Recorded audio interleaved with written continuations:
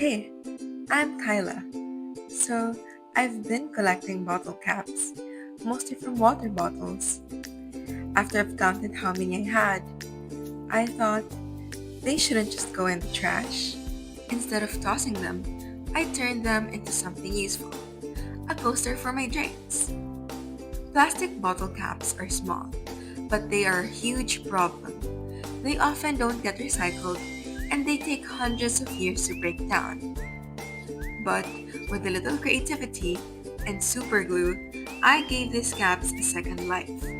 Here's what I used: plastic bottle caps, super glue, and a glass to test it at the end. First, I played around with different layouts: circle, square, honeycomb. I went with a simple round pattern that fits most glasses.